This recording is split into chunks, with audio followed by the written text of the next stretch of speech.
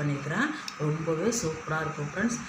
ரசம் தயிர் சாதத்துக்கெல்லாம் சாப்பிட்லாம். ரொம்பவே சூப்பராக இருக்கும் ஃப்ரெண்ட்ஸ். மோர் குழம்புக்கு வச்சுக்கிட்டு சூப்பராக தொட்டு சாப்பிட்லாம். ரொம்ப நல்லாயிருக்கும் ஃப்ரெண்ட்ஸ். வாங்க ஃப்ரெண்ட்ஸ், வீடியோக்குள்ளே போகலாம்.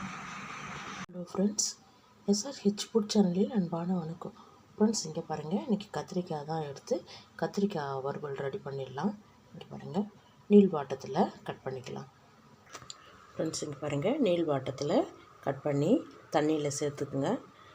அது கூடவே கல் உப்பு 2 சேர்த்திங்கன்னா கலர் மாறாமல் கத்திரிக்காய் அதே கலரில் இருக்கும் ஃப்ரெண்ட்ஸ். இங்கே பாருங்கள், 3 பச்சை மிளகாய், ஒரு துண்டு இஞ்சி,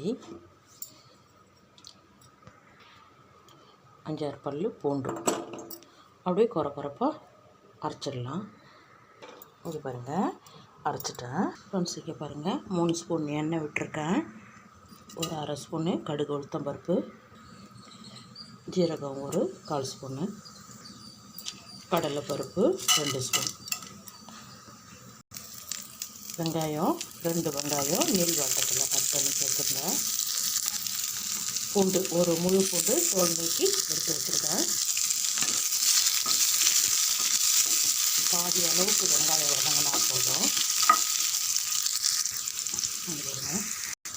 இங்கே பாருங்கள், தண்ணியில் இருக்க கத்திரிக்காய் நல்லா தண்ணி வடிச்சிட்டு அப்படியே சேர்த்துருங்க.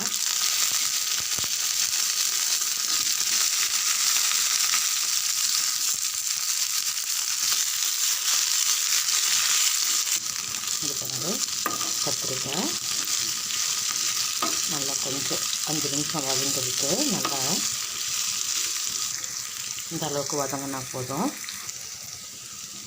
அப்படியே தீ குறைவாக வச்சுட்டு அப்படியே மூடி வைங்க. இன்னும் ஒரு 5 நிமிஷம். இது பாருங்கள், நல்லா கத்திரிக்காய் வதங்கிருக்கு பாருங்கள். இந்த கத்திரிக்காய்க்கு தகுந்த உப்பு, 1/4 ஸ்பூன் மஞ்சள் பொடி, நம்ம எடுத்து வச்சுருக்க இஞ்சி பூண்டு பச்சை மிளகாய் நல்லா கலந்து விடுங்க. இது கூடவே 2 பச்சை மிளகாய், கொஞ்சம் கருவேப்பிலை நல்லா கலந்து விடுங்க. கத்திரிக்காயும் நல்லா வெந்துடுச்சு பாருங்கள். தீ குறைவாக தான் இருக்குது. அப்படியே எடுத்துட்டு பாருங்கள், தக்காளி 2 நார்மல் சைஸு,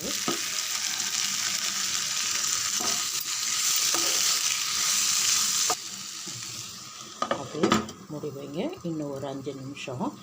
தீ வந்து குறைவாக வைங்க ஃப்ரெண்ட்ஸ். பாருங்கள்,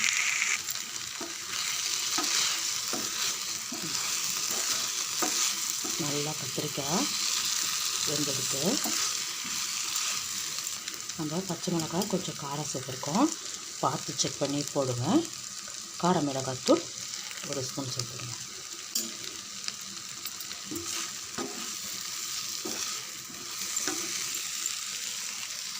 தயிர் 2 ஸ்பூன்.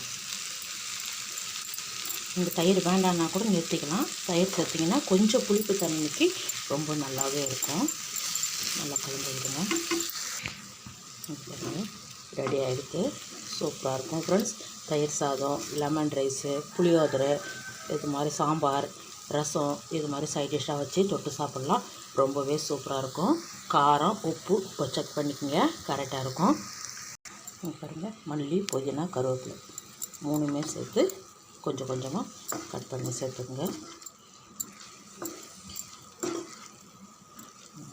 ரெடி எடுத்து வாங்க ஃப்ரெண்ட்ஸ், சாப்பிட போகலாம். இங்கே பாருங்கள் ஃப்ரெண்ட்ஸ், கத்திரிக்காய் வறுவல் ரெடியாக இருக்குது. ரொம்ப சிம்பிள் ஃப்ரெண்ட்ஸ். 10 நிமிஷத்துலேயே போய் நம்ம ரெடி பண்ணிடலாம்.